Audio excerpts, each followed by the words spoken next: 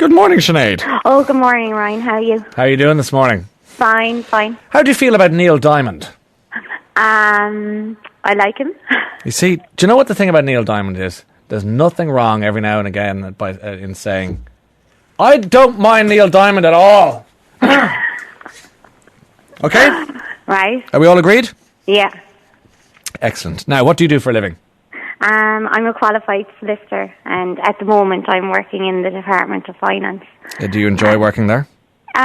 Yeah, I do. I'm working on legal research at the moment. It's all about, say, terms and conditions of employment and the public expenditure and the new public expenditure legislation that's going to be coming into force and all that. Very important work there, and busy work you have, busy time. And you qualified with the law degree in what year, from what university? Well, I went to UCC in 2001 and the law degree was 3 years, so then I qualified with that in 2004, and then I went on to do a master's, and that was from 2004 until 2005, so that was my master's in law, and I achieved that. You've been doing it. And then after that, then I went on to the Law Society and I did the training program, and then I qualified as a solicitor in March 2009. And I suppose it was a very proud day because I suppose I feel I'm unique because I'm Ireland's first visually impaired solicitor. So it was a very proud day, not only for me but for my family, and then I suppose in general, then in the wider context, it was a proud day for people with disabilities in general, because it just shows like that people with disabilities can achieve.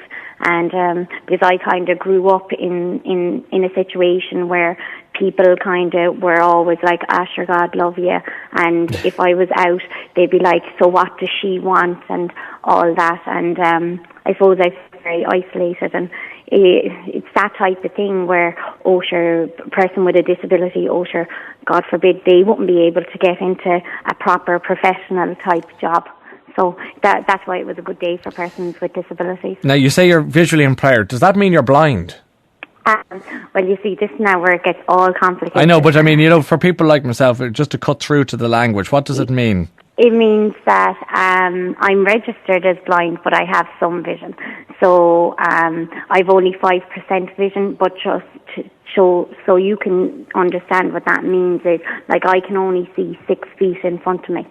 And then on, say, a very, very bright, sunny day, I mightn't be able to see in front of me at all. It all depends on lighting in the sky. Like for me, artificial light is better than natural light, because a day that I would find absolutely desperate is where it's white, cloudy in the sky because of the glare from the sky.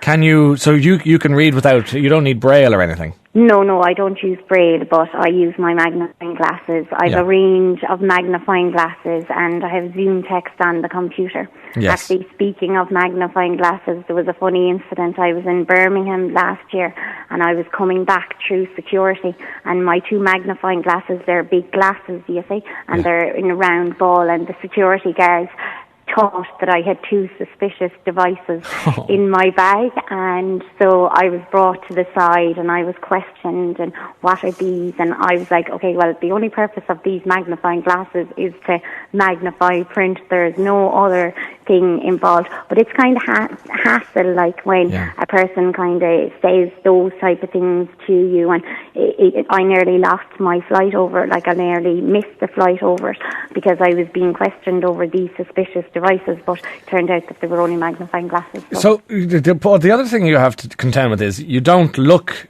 blind or visually impaired. You don't, in the sense that some people do. Andrea Bocelli, for example, you'd know looking at him that he can't see, or somebody might have a cane, or somebody might have certain eyeglasses, what have you. So people probably confuse your demeanour then. Yeah, well, you see, I have a white symbol stick, and a white symbol stick is kind of more like just you carry along in your hand, so then people are alerted, okay, well, this person obviously has some visual impairment. And then a white cane, I sometimes uses that if I'm in an unfamiliar environment where the sun is very glary and everything like that, then I will use my white cane.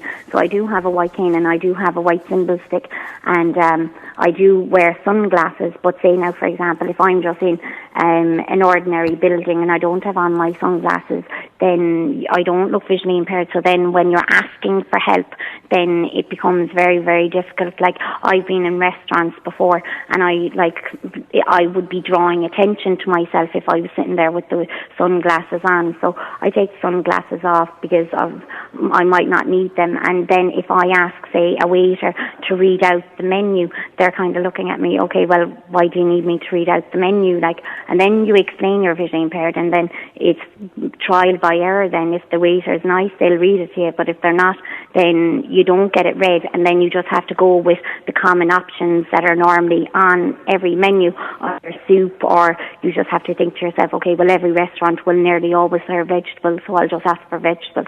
So that's just the easier type of way. Like, you see, Sinead, between the magnifying glasses and the diva behaviour, they think you're a cross between Sherlock Holmes and Mariah Carey. Sitting there going, read the menu. Read the menu for me. But they don't understand that. But as you said yourself, you could take a gastronomic gamble and reckon that if you say, I'll have chicken, beef or soup, that in an Irish restaurant you'll be sorted. Mm-hmm. As well, mm-hmm. You know. Do you find... Yes? I was explaining to your researcher there, like, just other difficulties I have, like going out at night time, because you see, my pupils look dilated, right? But in fact, I actually don't have pupils. I don't have the colouring in my eye. So the colouring in the eye is the iris, which is either blue or green or whatever. I don't have that. So because I don't have that, that makes my pupils look dilated. So, when I go out to a nightclub or a pub, I nearly all the time, 90% of the time, always get stopped. It's very rare that I don't get stopped. And it's kind of embarrassing. Like, I've had people say to me before, oh, sorry, we don't let people in here who take drugs. And I'm like, I'm not on drugs. And I'd say I'm not on drugs. And then when you explain that, some bouncers are nice and some aren't, and then like I've kind of got to the point now where I just laugh it off, and because you have to kind of laugh at yourself sometimes, and so kind of that it's just kind of hassle like that. And what's it like, Sinead, when somebody is trying to chat you up? Is that difficult? I don't say chat you up or just to meet you at a bar or something, and it's just asking after you or whatever. Is that tricky, or how do you contend with that? Well, you see, I kind of have a code with some of my friends, like, about, I get them to tell me whether they think the guy is good looking, and then certain numbers are used and all that. I can't be giving away all those. Go on, give us the numbers, give us an idea. How does that work? No, but it's just like, it's 1, 2, 3 or 4, and kind of just whether I think whether they think that he'd be suitable for me, that would be 1, and then if not so much, then 2, and all of that, you see. So if you're 4, you might as well just go home. Like, forget it. Yeah. So then, and then if I feel that, or well, if my friends feel that he'd be suitable for me, then we kind of subtly stroll up by the bar, night blinker or whatever, and yeah, you just stand there for a while, and then you kind of drop the coins on the floor, and then because of the visual impairment, you can't see them. So then you ask the guy to, where's my coins gone, and then that strikes up a conversation. You're looking like a confidence trickster.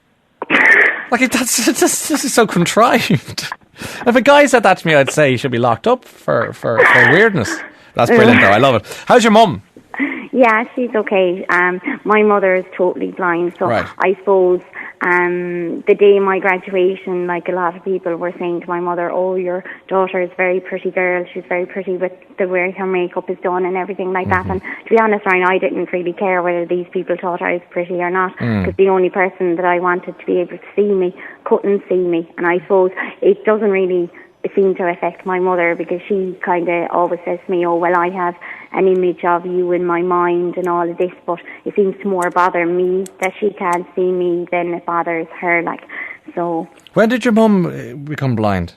Well, she was visually impaired since birth, and then so she was able to see in her childhood and up until her teenage years. Yeah. But then, unfortunately, due to neglect by certain doctors and all of that, her sight started to deteriorate, and she developed glaucoma, and it wasn't diagnosed properly. And then she had my sister, and then she had me, and then it was a while then after she having me then that she went blind.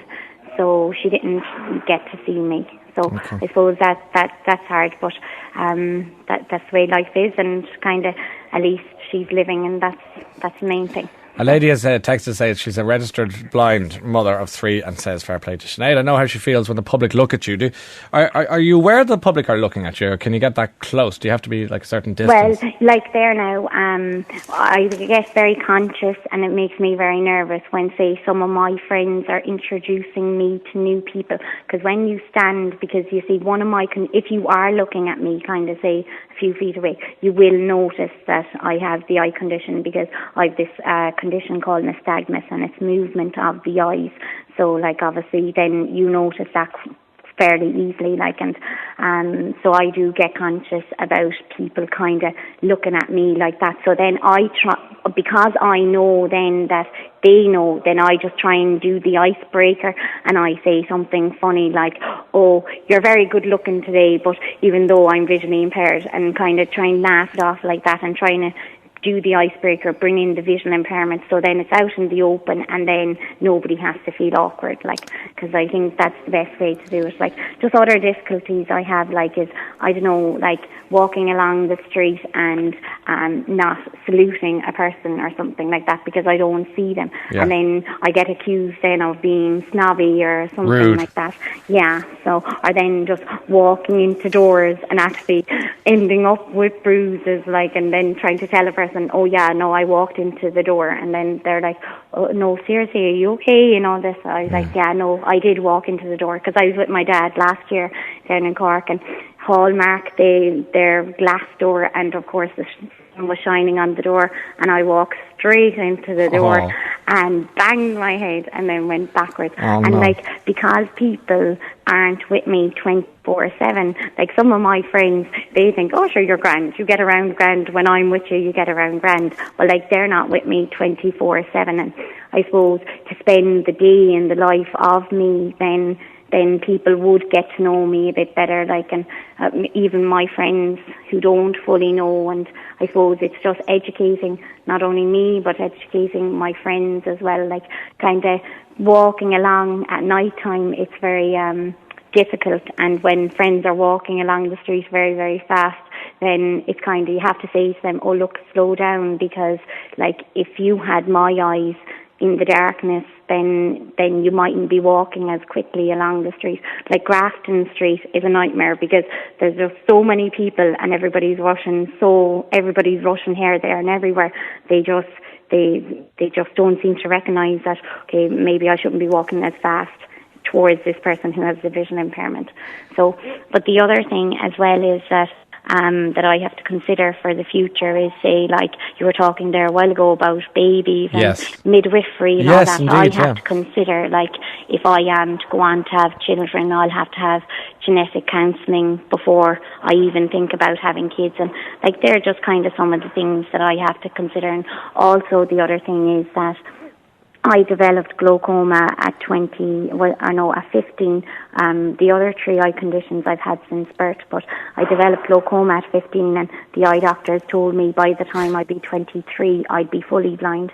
Now, I'm not fully blind. How old are you now? You never ask a woman her age. I know, but I should never ask that question, but I do want to know. Yeah, I'm 29. Are you? So, yeah. So you sound very young. Yeah, so so the doctors, and you see, with glaucoma, it's called the thief in the night. So you can go to bed with no pain or anything like that, and then you could wake up the following morning with no sight whatsoever. And for me, that's very, very scary, knowing that I have this condition and I can go to bed some night and then wake up the following morning with no sight.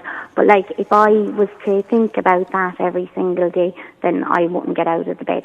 So, I just try and put it to the back of my mind, and if that day does come where I do fully lose my sight, then I'll cross that bridge when it comes to it. And I suppose the other things that are going on around in my head is the friends that I have now, will they be there when if this does happen and all that? But they're all kind of questions that I shouldn't really be concerning with myself. No, I should think about them down the line. Precisely, as well, your friends will always be there for. Sinead, thank you for taking our call this morning. Yeah, and just the website, I suppose. Yeah. Just I want if I can inspire anybody, like I set up a website and just it's motivational speaking, and it's www.sineadkane.ie. And I suppose my aim in life is if I can only inspire one young person, then for me that's an achievement. Well, you've said it yourself most eloquently. Sinead, thank you for your time. Lovely talking to you. Good luck with it in the department. Oh, yeah.